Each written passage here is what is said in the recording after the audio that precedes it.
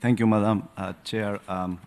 Jubilee USA Network, which is an alliance of 75 organizations, including the main churches and trade unions in the United States, as well as also speaking today on behalf of the CSFFD mechanism, but also as an individual who has had the privilege, I would say, of being a participant in all conferences since the very beginning of the preparatory process for Monterrey. And, I speak with that background.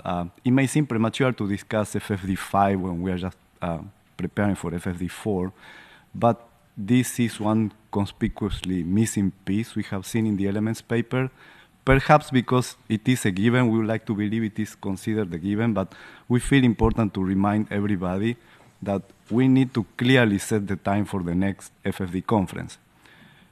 These conference moments are like the one we'll have in Sevilla next year, are crucial to fulfill the FFD's central foundational mission, which was, and it is, still convene world leaders and actors, all actors relevant to financing development, and the community of member states, and bolster momentum as they review the progress on the holistic agenda of financing for development.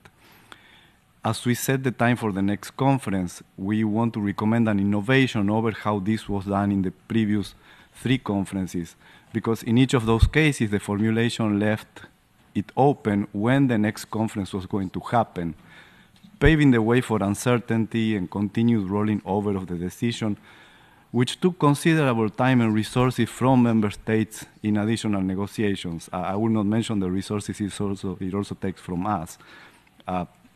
We propose that FFD5 is called unambiguously for year 2030.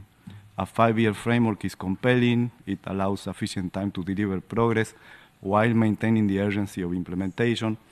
And importantly, it is also a milestone year, is the deadline for the 2030 Agenda for Sustainable Development.